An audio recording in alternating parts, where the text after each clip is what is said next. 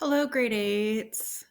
Today I'm going to read you chapter 3 in Harry Potter and the Philosopher's Stone. It's called The Letters from No One. So that's why your chapter 2 assignment was writing a letter. Okay. The escape of the Brazilian boa constrictor earned Harry his longest ever punishment. By the time he was allowed out of the cupboard again, the summer holidays had started and Dudley had already broken his new Cinecamera, crashed his remote control aeroplane, and, first time on his racing bike, knocked down old Mrs. Figg as she crossed Privet Drive on her crutches. Harry was glad school was over, but there was no escaping Dudley's gang, who visited the house every single day. Piers, Dennis, Malcolm, and Gordon were all big and stupid. But as Dudley was the biggest and stupidest of the lot, he was the leader. The rest of them were all quite happy to join in Dudley's favorite sport, Harry hunting. This was why Harry spent as much time as possible out of the house, wandering around and thinking about the end of holidays, where he could see a tiny ray of hope. When September came, he would be going off to secondary school, and for the first time in his life, he wouldn't be with Dudley. Dudley had a place at Uncle Vernon's old school, Smeltings. Pierce Polkiss was going there too. Harry, on the other hand, was going to Stonewall High, the local comprehensive. Dudley thought this was very funny. They stuff people's heads down the toilet first day at Stonewall, he told Harry. Want to come upstairs and practice? No thanks, said Harry. The poor toilets never had anything as horrible as your had down it. It might be sick. Then he ran before Dudley would work out what he'd said. One day in July, Aunt Petunia took Dudley to London to buy his Smeltings uniform, leaving Harry at Mrs. Figg's. Mrs. Figg wasn't as bad as usual. It turned out she'd broken her leg tripping over one of her cats, and she didn't seem quite as fond of them as before. She let Harry watch television and gave him a bit of chocolate cake that tasted as though she'd had it for several years. That evening, Dudley paraded around the living room for the family in his brand new uniform. Smelting's boys wore maroon tailcoats, orange knickerbockers, and flat straw hats called boaters. They also carried knobbly sticks used for hitting each other while the teachers weren't looking. This was supposed to be good training for later in life. As he looked at Dudley in his new knickerbockers, Uncle Vernon said gruffly that it was the proudest moment of his life. Aunt Petunia burst into tears and said she couldn't believe her ickle Duddykins. He looked so handsome and grown up. Harry didn't trust himself to speak. He thought two of his ribs might already have cracked from trying not to laugh. There was a horrible smell in the kitchen next morning when Harry went in for breakfast. It seemed to be coming from a large metal tub in the sink. He went to have a look. The tub was full of what looked like dirty rags swimming in gray water. What's this? He asked Aunt Petunia. Her lips tightened, as they always did if he dared to ask a question. Your new school uniform, she said. Harry looked in the bowl again. Oh, he said. I didn't realize it had to be so wet. Don't be stupid, snapped Aunt Petunia. I'm dyeing some of Dudley's old things gray for you. It'll look just like everyone else's when I've finished. Harry seriously doubted this, but thought it best not to argue. He sat down at the table and tried not to think about how he was going to look on his first day at Stonewall High. Like he was wearing bits of old elephant skin, probably. Dudley and Uncle Vernon came in, both with wrinkled noses because of the smell from Harry's new uniform. Uncle Vernon opened his newspaper as usual, and Dudley banged his smelting stick, which he carried everywhere, on the table. They heard the click of the letterbox and flop of letters on the doormat. Get the post, Dudley, said Uncle Vernon from behind his paper. Make Harry get it. Get the post, Harry. Make Dudley get it. Poke him with your smelting stick, Dudley. Harry dodged his smelting stick and went to get the post. 3 things lay on the doormat. A postcard from Uncle Vernon's sister Marge, who was holidaying on the Isle of Wight. A brown envelope that looked like a bill, and a letter for Harry. Harry picked it up and stared at it, his heart twanging like a giant elastic band. No one ever in his whole life had written to him. Who would? He had no friends, no other relatives. He didn't belong to the library, so he'd never even gotten rude notes asking for the books back. Yet here it was, a letter, addressed so plainly there could be no mistake. Mr. H. Potter, the cupboard under the stairs, 4 Privet Drive, Little Winging, Surrey. The envelope was thick and heavy, made of yellowish parchment, and the address was written in emerald green ink. There was no stamp. Turning the envelope over, his hand trembling, Harry saw a purple wax seal bearing a coat of arms. A lion, an eagle, a badger, and a snake surrounding the letter H.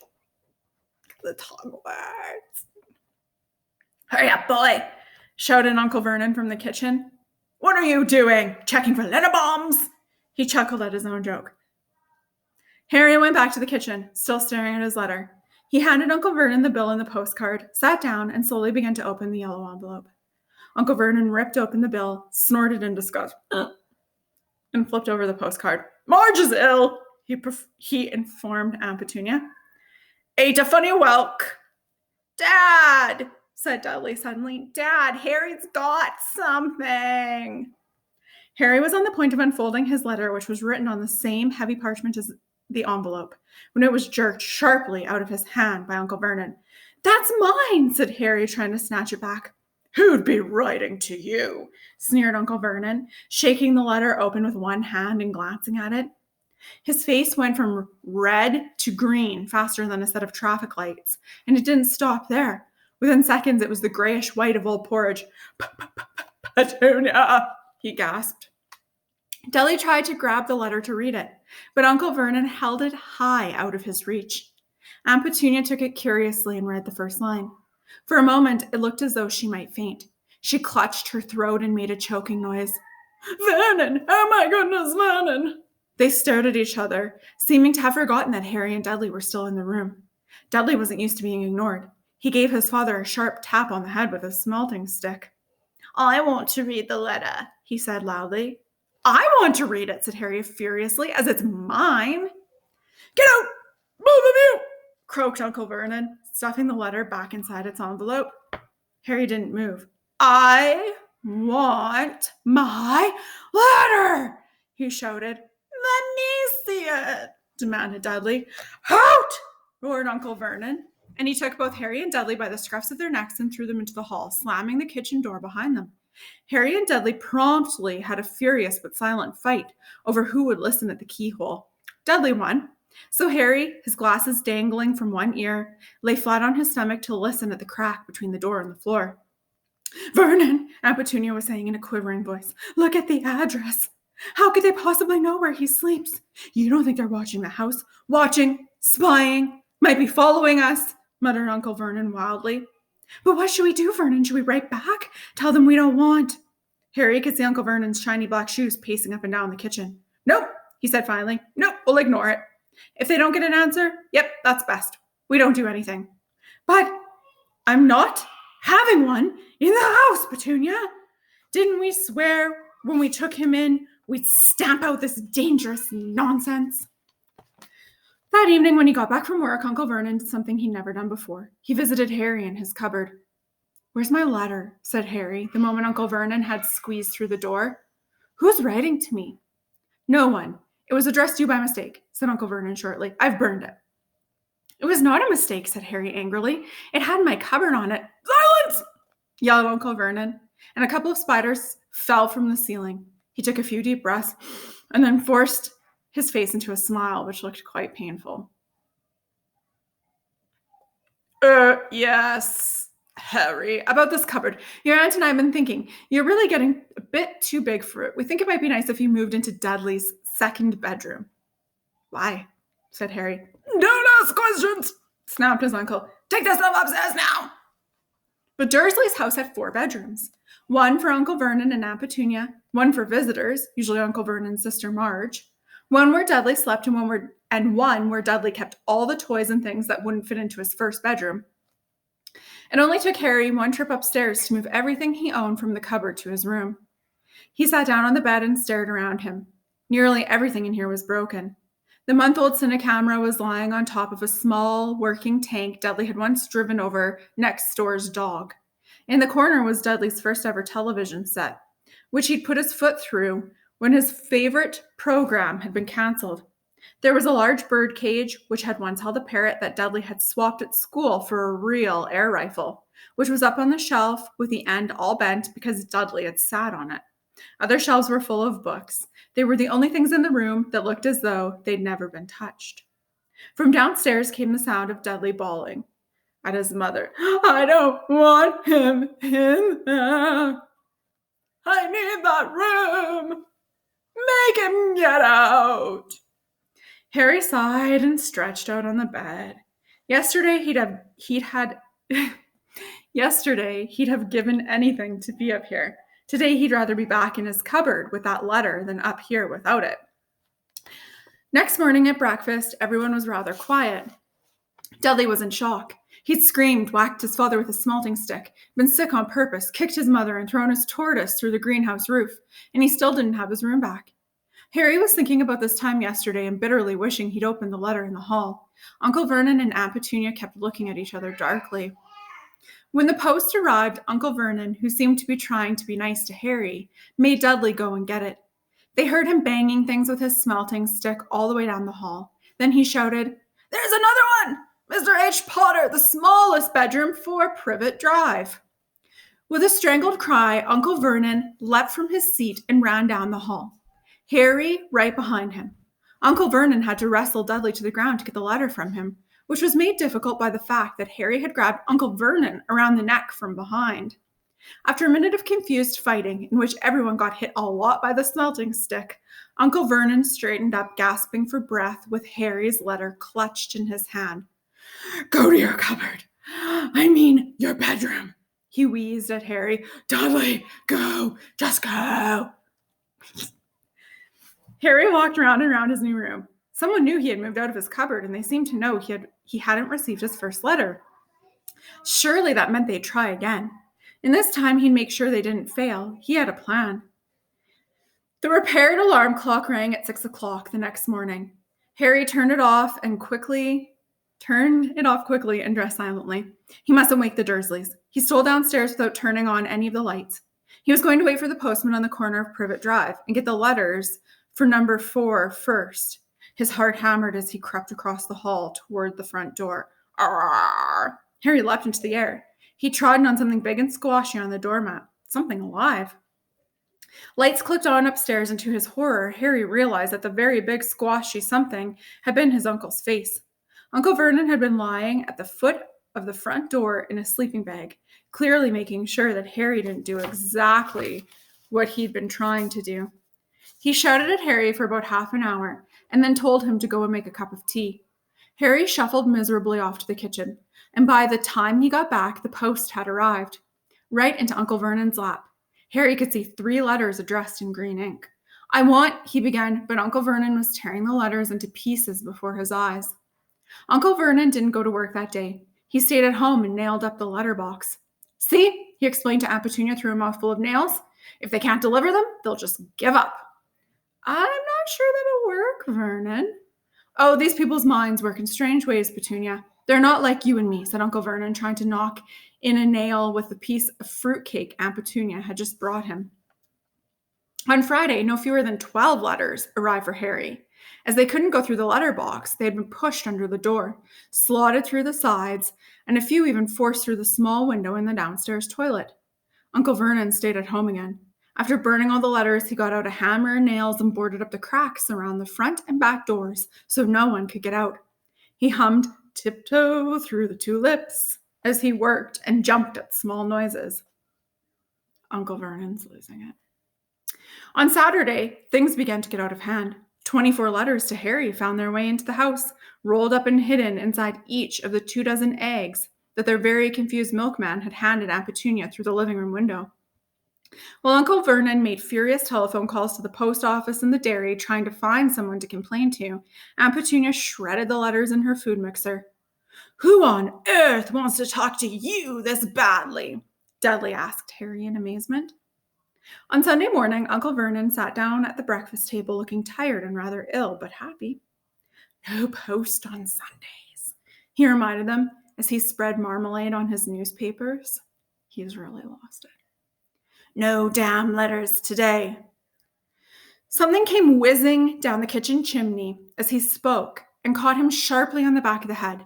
Next moment, 30 or 40 letters came pelting out of the fireplace like bullets. The Dursleys ducked, but Harry leapt into the air trying to catch one. Out! Out!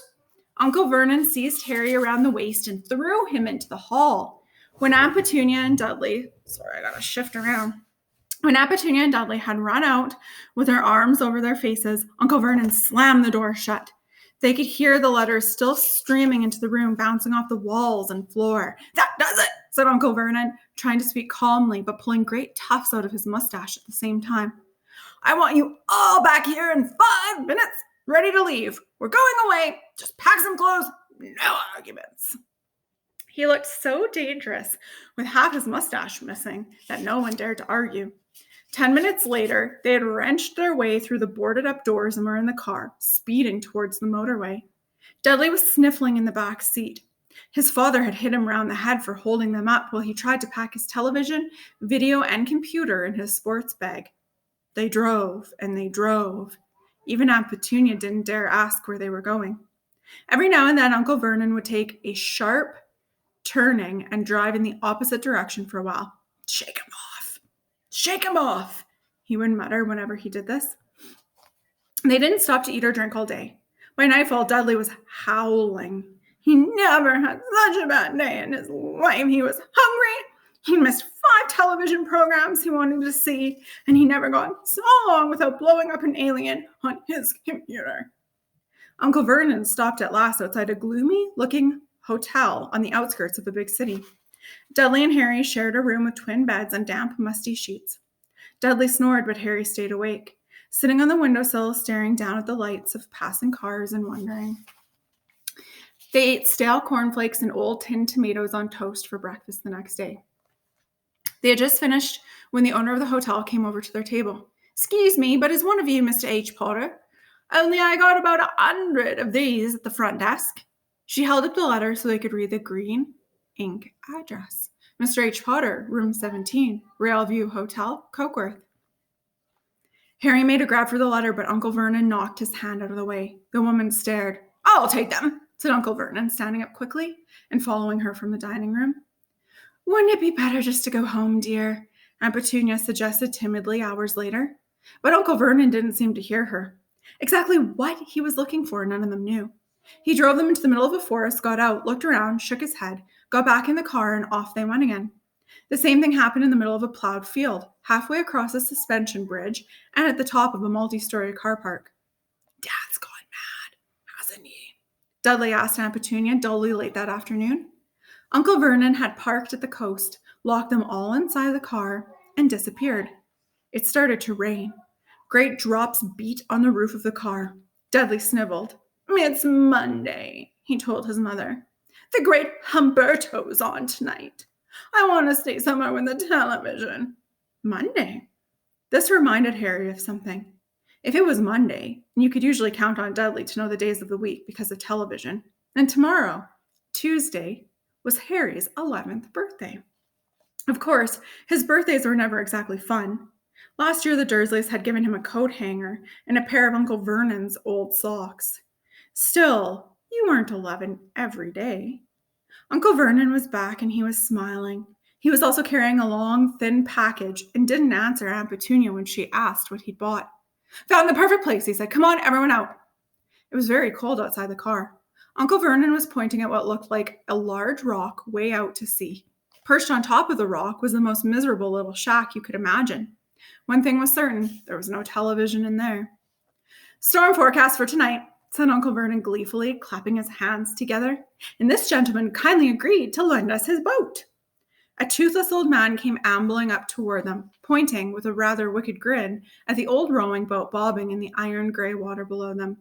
"I've already got us some rations," said Uncle Vernon, "so all aboard." It was freezing in the boat. Icy sea spray and rain crept down their necks, and a chilly wind whipped their faces. After what seemed like hours, they reached the rock, where Uncle Vernon, slipping and sliding, led the way to the broken-down house. The inside was horrible. It smelled strongly of seaweed. The wind whistled through the gaps in the wooden walls, and the fireplace was damp and empty. There were only 2 rooms. Uncle Vernon's rations turned out to be a packet of crisps each and 4 bananas. He tried to start a fire, but the empty crisp packets just smoked and shriveled up. Could do with some of those letters now, eh? He said cheerfully. He was in a very good mood. Obviously, he thought nobody stood a chance of reaching them here in a storm to deliver post. Harry privately agreed, though the thought didn't cheer him up at all. As night fell, the promised storm blew up around them. Spray from the high waves splattered the walls of the hut, and a fierce wind rattled the filthy windows. Aunt Petunia found a few moldy blankets in the second room and made up a bed for Dudley on the moth-eaten sofa. She and Uncle Vernon went off to the lumpy bed next door, and Harry was left to find the softest bit of floor he could and to curl up under the thinnest, most ragged blanket. The storm raged more and more ferociously as the night went on. Harry couldn't sleep. He shivered and turned over, trying to get comfortable, his stomach rumbling with hunger. Dudley's snores were drowned by the low rolls of thunder that started near midnight. The lighted dial of Dudley's watch, which was dangling over the edge of the sofa on his fat wrist, told Harry he'd be 11 in 10 minutes' time. He lay and watched his birthday tick nearer, wondering if the Dursleys would remember at all, wondering where the letter writer was now. 5 minutes to go. Harry heard something creak outside. He hoped the roof wasn't going to fall in, although he might be warmer if it did. 4 minutes to go. Maybe the house in Privet Drive would be so full of letters when they got back that he'd be able to steal one somehow. 3 minutes to go. Was that the sea slapping hard on the rock like that? And 2 minutes to go. What was that funny crunching noise? Was the rock crumbling into the sea? 1 minute to go, and he'd be 11. 30 seconds, 20, 10, 9. Maybe he'd wake Dudley up just to annoy him. 3, 2, 1. Boom! The whole shack shivered, and Harry sat bolt upright, staring at the door. Someone was outside, knocking to come in. Ha ha!